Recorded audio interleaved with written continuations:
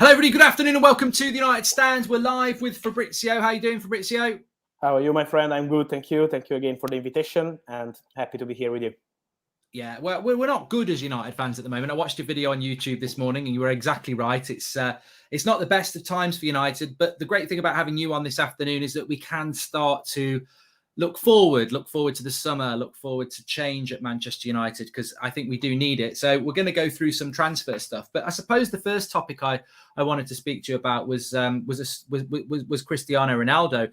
Not that we're going to discuss him leaving, because we've discussed this in the past and we know that Ronaldo will decide in the summer. But Ralf Rangnick has basically said that we need to bring a younger striker to the summer of Manchester United to give us more options.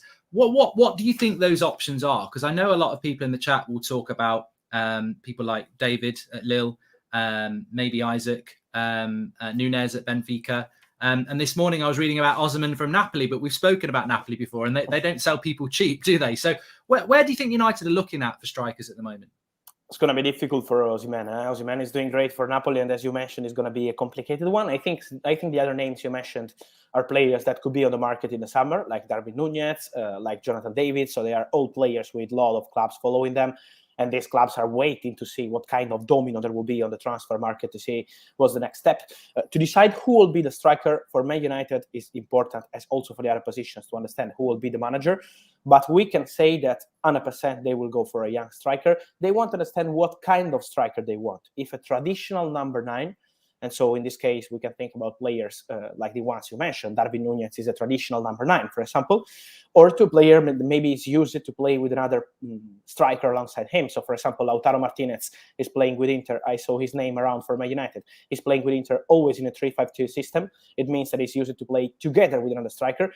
And so it's up to Man United to understand what kind of number 9 they want to sign. I would add 2 names in this case in the potential list, because at the moment there are no advanced contacts or something close to be completed, because they need to see what happens with the manager. But 2 players that are different kind of number 9, and so modern kind of number 9, are Kunku from Leipzig. There is a player that Ralf Rangnick knows so well, and that could be a possibility because he knows that in the summer many clubs will jump into the opportunity of signing him, and so Kunku for many clubs is an option, and so I would keep his name around Man United too. And another name is Danjuma from Villarreal, because he's now playing as hybrid number 9. He's a winger, we know, but he's also playing as number 9. Could be a really modern player. He knows the league.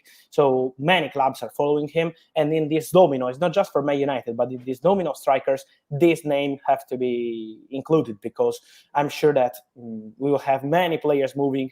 Will be a crazy summer, and Man United will go for a striker. So they will decide in the coming months, but these names are for sure under the radar for Man United.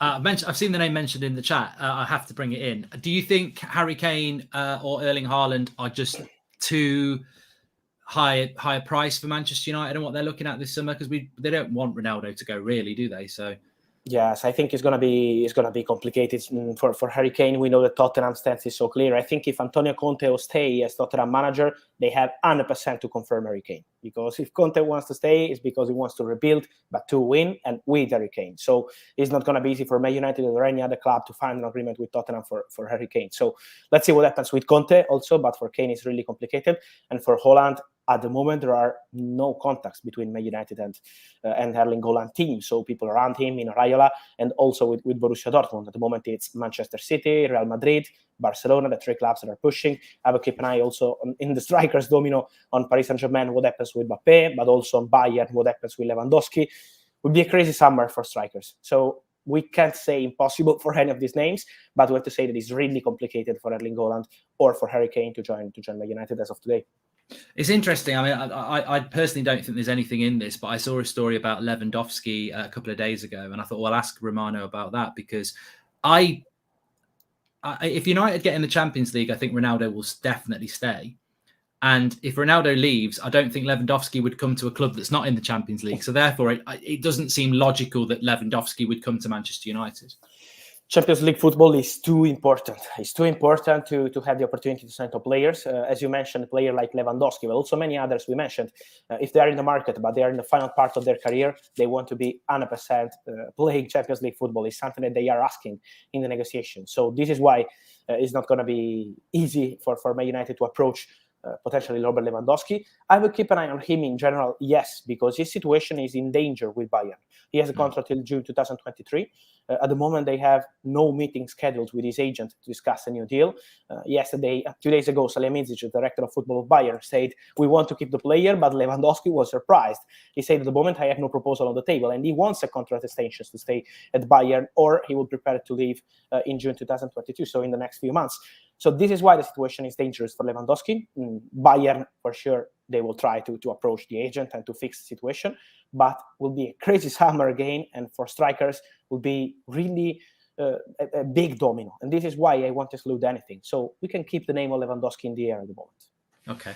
We've spoken in the past about how transfers for the summer will work, and it's not just Manchester United, but a lot of clubs. It's the 1st of March tomorrow. They will start making those calls, making those inquiries over the next 2 months. The interesting thing with Manchester United is that Rangnick is meant to be taking a consultancy role. We don't know who the manager's going to be. What do you think's going on at Manchester United at the moment when they're looking at players? Do you think they know who the manager's going to be, or do you think it's just Murtaugh and Fletcher and Rangnick getting players for the summer? Because they can't wait till the end of May. No. I'm told that also with the agents, they approached it in the last few days and few weeks. The process is so clear. They are approaching players to discuss about the potential transfer of Man United in December, but they're being very honest, saying we still don't know who will be the manager. So we're going to confirm what we want to do in the next weeks, in the next months. So it's not something to be completed now. But at the same point, they have an idea of what kind of players they want because of Ralf Rangnick. As you mentioned, he's going to be part of the board. He's not, as we said when he joined Man United, he's not just a manager, and he's not going to be just a member of the board. He's always a special person in football world because he knows about players, he knows about talents, and this is why he will always be involved in the transfers process for Man United. But at the same point, it's important to say that also with some players agents approached in the last few weeks, they were very clear. We need some time to say, okay, this is our proposal, and let's complete the transfer. It's something that Man United are not going to do in the next few days or a few weeks, but maybe in April, in May, the situation will be different. I think March will still be a month where they can contact players, contact agents, see what's next, but not with anything guaranteed for the manager. This will be like April, maybe May. So the players that United are speaking to at the moment are basically players that are recommended by Rangnick with the board, and it's like, yes, but we don't know who the manager's going to be. Well, that's a positive situation. I think many Manchester United fans would be happy that Rangnick is involved in those conversations. I'll give you an example that where we had a player that was discussed from German press, I think a few weeks ago, that was Akanji from Borussia Dortmund, a centre back that is a very good player. He's a player that Ralf Rangnick knows so well, and he's a player that is appreciated by Ralf Rangnick. But before saying, okay, we're going to put an official bid or we want to negotiate for Akanji or he's our target, Man United want to wait to see who will be the manager, what kind of centre-back or midfielder or striker they want to sign. So the process is going to be a bit long, but at the same point, they're already exploring opportunities. Akanji is a player that they discussed internally, but at the moment, there is still no negotiation because they don't know what kind of player they want to sign. Definitely, that's good to know. Just quickly on the manager situation, where do you feel, in your opinion, that is at the moment? We're hearing over here that Pochettino is the favourite. The fans want Ten Hag. It feels like PSG are getting prepared to move Pochettino on anyway, but there has been mention of Real Madrid. Where do you think that is at the moment? Yeah, the situation is, first of all, Pochettino situation reminds me of Holland situation on the market. It seems that every week the situation is different. 1 week is Ten Hag, 1 week is Pochettino. The reality is that they're going to talk together. They're going to discuss together into the board. There are many members of the board that wanted Pochettino already in November when Ole was fired. So Pochettino has always been super appreciated into the board. This is not a secret. He's a manager that has a lot of fans into the board of Man United, also because of his approach, also because he's kind of manager that could give an impact also on the mentality. He could be a long-term manager. He wants this kind of guarantees. Pochettino wants this kind of guarantees to be an important manager for the club, because feeling as he is with Paris Saint-Germain always in danger is not something easy. I think Pochettino is doing an incredible job.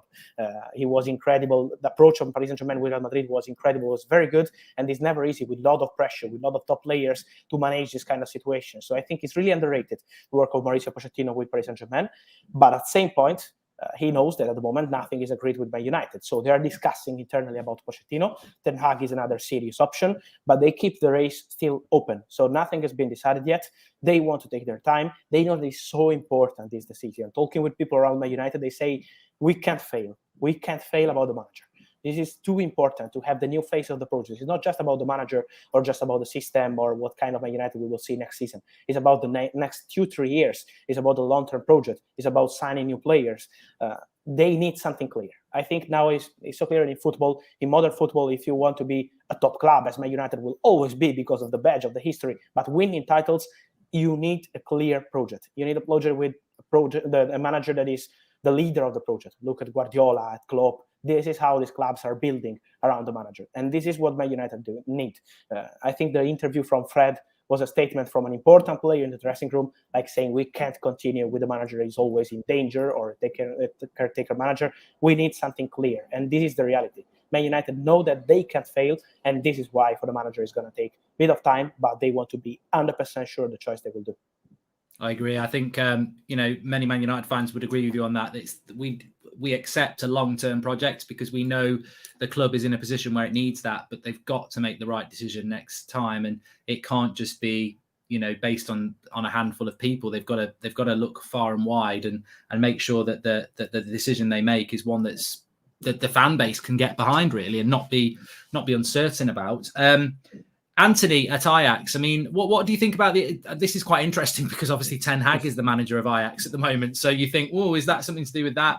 But then again, he's probably a player that's coming to the point where he's ready to move from Ajax anyway, because he's that quality of a player. But it's a wide player again. You mentioned Danjuma, and, if we'd spoke 5 months ago when we had Rashford, Greenwood, Martial, and obviously Alanga's come through, but for different reasons, those players are in different situations. And Manchester United may well be looking at a player like Anthony now. Yes, first of all, I think Anthony is a fantastic player. He's ready for a top club like Man United or many others also in other countries because this boy is really special. I still remember when I was watching the game of his debut with Sao Paulo in Brazil. It was already incredible because this guy is super skillful, but his mentality is European, is not Brazilian mentality. So I'm sure that this boy is ready for the next step. And talking about Man United, the answer I'm receiving when I'm asking about Anthony on player side is that there are many clubs interested. So there is nothing advanced with any single club at the moment. His agents have been in Europe in the last few weeks to discuss with many clubs to see what could be the next step. With Ajax, it's never easy to negotiate. So it's not going to be, we always talk about Ajax players, So there are Anthony and many others also in different positions, Gravenberch. But then at the end, to negotiate with Ajax is never easy. And we saw with Tagliafico in January, Barcelona wanted him. It was seeming an easy deal for a player that is not starting. And Ajax were very clear in their position. So this is why it's never easy to negotiate with Ajax. I'm sure that is a player that Man United are following because all top clubs are following this boy. He could be the next big thing in his position. So it's normal to follow Anthony, but at the moment it's not something advanced. And I think, as you mentioned, Man United have many wingers, part of the situation of Mason Greenwood, but they have Elanga that now is doing fantastic. They need to clarify what they want to do with Rashford, they are protecting Jadon Sancho. So they have some decisions to take in that position. Danjuma, I mentioned him because I'm sure that they are monitoring him, but at the moment it's not a negotiation. It's just a player that they sent some scouts to monitor him in the last few weeks because he can play as number 9, as a winger. He knows the league, so it could be an opportunity. But at the same point, I think Anthony is a fantastic player, so it's absolutely normal to follow him.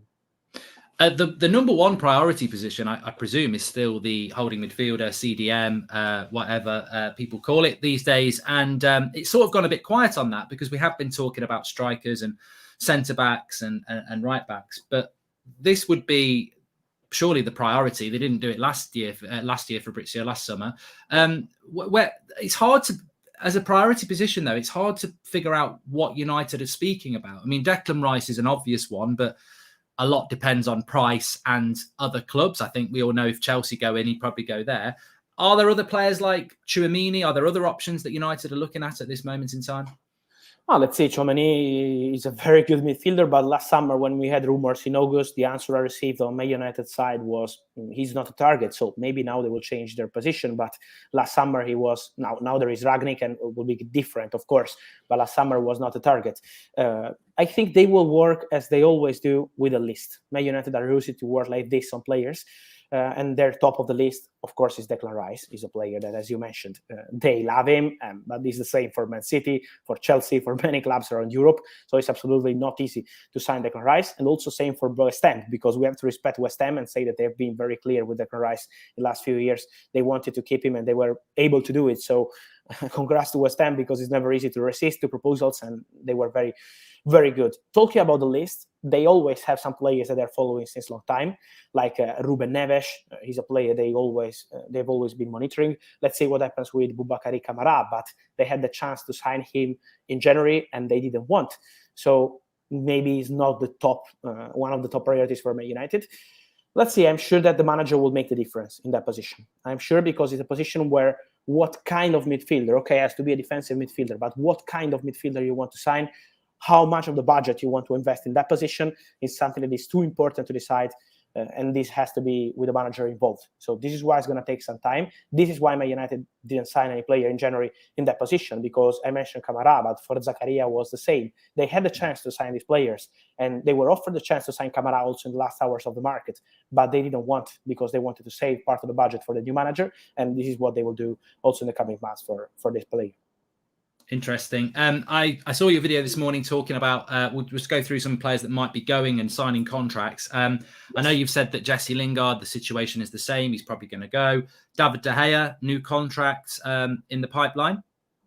It's something that Man United want to discuss this year, 2022. They don't want to arrive like 2023 in danger with De Gea, but the player is more than appreciated by his teammates, Ragnick, the board. They know how serious he is, how professional he is. He's having a fantastic season, saved Man United many, many times. So they want to continue with David De Gea. And also him was very respectful in the last interview he did, speaking very well of Man United and of his Man United life. Also, if it's not an easy period for Man United, he's always showing his commitment. So I'm sure that from what I'm told, this year, 2022, they want to get it resolved with David De Gea, and it's the same they want to do with Bruno Fernandes. So it's taking long for Bruno. They wanted to do it last summer, then the situation changed, but the mentality is always the same on Bruno's side. They love him, and they want him to stay, and he wants to stay. So I don't see any problem for De Gea and Bruno. They need to discuss. They need to find an economical agreement, but on the plans from Bruno and De Gea is always the same. And Luke Shaw as well? This is a situation that they need to clarify. This is a situation they need to clarify, because the situation of his agents changed. They wanted to offer him a new deal, and they were discussing a new deal with Luke Shaw before and during the Euros last summer. Then he changed his agents. So this is why the situation changed a bit, and Luke Shaw wanted to take some time before accepting the proposal. Then Man United, now they need to decide together with the player what they want to do. But at the moment, it's not something imminent. But let's see, in the coming months, they will take a decision. And just on Paul Pogba, Fabrizio, that situation, I heard some reports about Juventus monitoring that situation, seeing what his demands are going to be. I presume with Pogba, the only reason I ask about Pogba is because there's still United fans who see him play well and say, give him the contract. But it's not that simple as give him the contract. He's been offered a contract. He's waiting for the summer, isn't he? Yes, he is. I think it's not up to Man United now. They did what they had to do. It was July last summer that they offered him an important contract. For Pogba, it's not just about money. You know, if it was about money, maybe he was ready to negotiate with Man United and accept the proposal, because Man United offered a very good contract last summer. But the point is, now there are no discussions, because Man United are waiting for Pogba to decide and to see what he wants to do. If he wants to extend and stay, or if he wants to try something new. He will take his time. We always say it here, it's not going to be November, December, January, or February. Now we're in March, and my feeling is it's not going to be even March. We're going to need some time to see what Pogba wants to do. I also see the rumors about Juventus, and I'm sure that the relationship between Paul Pogba and Juventus is still fantastic. He loves the club, he loves Italy, he loves the city, he loves many of his former teammates that are still at Juventus, like Paulo Dybala. So for Paul Pogba, Juventus is always something special, and for Juventus, Paul Pogba is always something special. But at the same point, his salary is something huge. So this is why it's not going to be easy to sign Pogba. I'm sure that it's not going to be decided now. I'm sure that Pogba will take his time. I'm also sure that Man United are waiting. They don't know what he wants to do. They're just waiting for Pogba, respecting him. Let's see. It's a very interesting situation. Everything can happen with Pogba. So it's one of the biggest ones to follow in the coming weeks. And the final thing I was going to ask you was we mentioned it a little bit earlier, was about the Champions League. The league table's not looking good for Manchester United in the Champions League at the moment. It's definitely tipped towards Arsenal. Is that I heard something last week that Manchester United don't think that being outside the Champions League will have a big impact on their transfer targets. As a transfer expert like yourself, do you think that will change who they go for if they're in the Europa League? In my opinion, it won't change the budget a lot. So it's not going to be about the budget they will invest in the market, but it's about signing players. That for Man United is always easy to convince players. They don't need to convince players. You are Man United. But at the same point, some players, as we mentioned before, Haaland, Lewandowski, they are players that they want to play Champions League football. And so it's about final agreement with some kind of top players. But for Man United, about the budget, I'm sure that it's not going to be a big difference. Whatever happens on the market, on the Champions League side, they know that they need to start rebuilding. They know that they need to start a new project. And when you want to start a new project, you need money. So they will invest money in the summer, definitely. I'll ask you this question finally, because a lot of people are asking me. You might not know anything about it. Paul Mitchell. I saw. Yes. Yeah. Anything? I know he was sat next to Ralph Rangnick last week. He's Monaco's the answer on both sides, United and Monaco, and also people close to Mitchell, is they're big friends. They were just together watching a football game. Then it's up to you to trust them or not, because the football world is crazy. But what I'm told is they are very good friends, and they were watching a football game together. So let's see. He's a very good director. He's a very good director, always doing a very good job with Monaco. So it could be interesting to see him in Premier League, but at the moment it's not something imminent. There you go. Thank you very much for spotting it, and thank you very much for answering it, Fabrizio. I really appreciate that. That's the United Stand community. They like to go deep on lots of things. But look, thank you very much. We've whizzed through it there in 20 minutes, and thank you very much for popping on. Thank you as always, and see you soon. Thank you to my United fans. Thank you, Fabrizio. Speak to you soon. Take care. Bye. Ciao. Bye. Bye. Fabrizio there on the show. We did whiz through quite a lot. We did ask you about Paul Mitchell. If you've tuned in a little bit late, there's always a couple of bits from the Fabrizio thing. Hopefully we ask the questions in very different ways to other people. And obviously Fabrizio does a lot of stuff himself, so it's nice to ask him questions. But the thing that really I take from that, and I hope and think a lot of you will take from that, is, look, there's a lot of stuff in there that we'll just digest over the next few minutes. But the big headline for me is that, and the question I wanted to ask really most of all, was, what are United doing? Like, it's March tomorrow.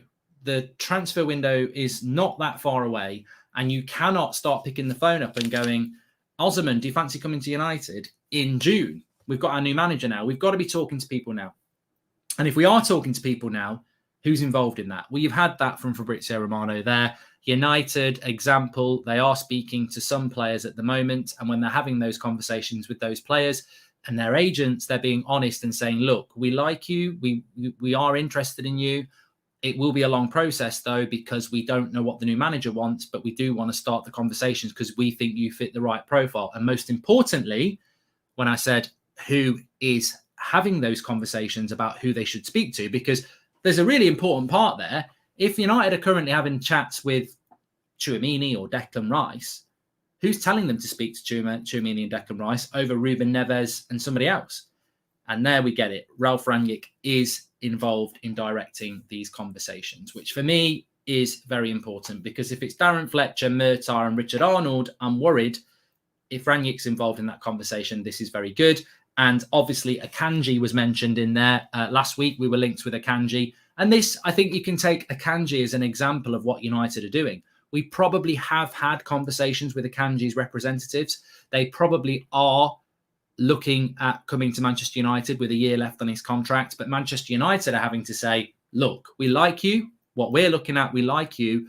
But it might be a longer process because we need to get the manager in and make sure they like you as well. So basically what's happening at United is they are approaching or putting together lists for players with Rangnick's input. They are then speaking to some of those players. But when they do speak to them players, they are saying, yes, we like you. You're on the list, but it will need final sign off by the manager before we take it to the next level. So, and that makes sense. And look, in a world where it's very easy to be negative about Manchester United at the moment, and it is, we are and have not been run well for a long, long time. At least there is a little bit of clarity there. You know, Rangnick involved in the conversations about who should be on the list, and then you approach the players or you draw up your list and you go, look, we are interested, but we've got to wait and see what's the manager. There is a negative side to that. There is a negative side to that. There always is, unfortunately. And the negative side to that is if you approach Declan Rice and say, we like you, whatever, and he goes, well, another club likes me as well, and I want a decision now, and United go, well, we can't really do it until we've got the manager, then you're going to miss out on a player. Now, obviously, United might not do that for a Declan Rice. They might just go, sod what the new manager wants, we're getting him.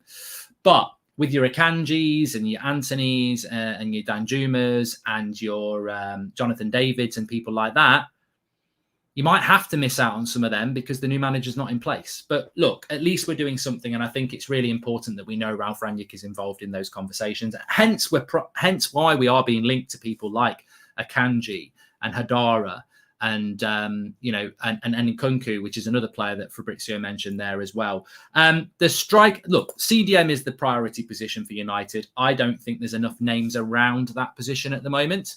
I think they really want Declan Rice, which I think is a bit of a mistake because I do really like Declan Rice, but he'll take up a huge part of the transfer budget. And it could be another Maguire. It could be another Wan-Bissaka where you think they're going to work really well. And then actually you go, we've overpaid here. But who's after Declan Rice? You know, as Fabrizio said, United said they're not interested in Tchouaméni back in August. What's changed in 7 months? Ruben Neves is a player that I think is well worth a look. Premier League proven, perfect sort of age. Maybe they would go for somebody like him. But the striking option's becoming more and more interesting. Cavani's obviously going to leave. We don't know what's going to happen with Mason Greenwood. Anthony Martial really should be allowed to leave. And obviously Cristiano Ronaldo is 37. So we do need to bring in a younger striker. I'm encouraged by what Fabrizio said about Harry Kane and Erling Haaland being very difficult deals for United to do because of the price tag. And I would personally, don't know what you think, I would like to see United going for a younger profile striker, of which there are quite a few. You know, Osimhen at Napoli is very difficult to do because Napoli are very difficult to negotiate with. We've had those conversations with Fabrizio over the last few years about Koulibaly, and Napoli don't like, you know, they're difficult to deal with. But there's Alexander Isak, there's Jonathan David at Lille, there's Nunes, who's a very sort of, you know, young but modern type of striker. So there are options out there, but Arsenal want a striker. Lots of people want strikers. Manchester United might decide they want to go for a Premier League proven striker and go for somebody. Well, I don't know who they'd go for. I mean, I was just thinking about the England call up in a couple of weeks, and you wouldn't thought Rashford would go, but then who's going to go as Harry Kane's understudy? I mean, Calvert-Lewin's not been that good this season. Danny Ings hasn't been that good. Who is a good Premier League proven striker that Manchester United could go for? And I don't think that there are that many that you can go for in the Premier League. So personally, for me, I would be looking at a Nunes at Benfica. I would be looking at a Jonathan David at Lille. I would be looking at an Isaac. I would be looking at an Osimhen. I mean, I quite liked Osimhen when he moved to Napoli, and he's not been there that long, has he? So there's plenty of options. Danjuma's very interesting, Kieran. I've heard Fabrizio mention Danjuma before, and he mentioned him twice again today. He's an interesting player because he can play wide and he can play up front, and I think that just keep your eye on Danjuma is what I would say, because he can play wide, he can play up front, and when you look at United, if Ronaldo is here next season, Danjuma is a decent player because he can play up front when Ronaldo needs to be taken off or get dropped or whatever, or gets injured. But if Ronaldo is playing, he can play off the right, he can play off the left. And obviously, you know, if Rashford sorts himself out, you've got somebody else who can do that. So Danjuma is quite interesting. His age profile is quite interesting as well because he's now in his mid-20s. You know, he's ready, you know, that would make it interesting. And Villarreal, you'd probably get a reasonable deal out of him. So be very interesting. I do think United are probably interested in Nkunku as well. Daka's very interesting, but yeah. And obviously good to get that clarity on Paul Pogba. You know, I think when I say it, people just can't be asked to listen a lot of the time. So it's always good to get it from Fabrizio when he said that, look, with Paul Pogba, you know, people talking about get him to sign the contract now. It's not in Manchester United's hands. This is not in Manchester United's hands with Paul Pogba. Doesn't mean he won't sign for us in the summer. Probably won't, but he ain't going to sign a contract now. This is about the summer. This is about what the options are. And that's what the situation is with Paul Pogba. It is time for Twitch. I will be on Twitch in 10 minutes. 3:10 is when I start. TUSFC, Goldbridge TV on Twitch. Looking forward to it. I'm just going to fire it up now, in fact. You hear the button there. I will be on there. It's time for TUSFC to rise. If you want some football action that's exciting, get onto Goldbridge TV on Twitch. I'll be whacking out the tweet on @MarkGoldbridge in a bit. But we're back at 8 o'clock tonight. Fantastic fast fire update there from Romano. Love doing those. And I'll speak to you at 8 o'clock on here, or you can join me on Twitch in 10. Speak to you in a bit. Thanks for watching.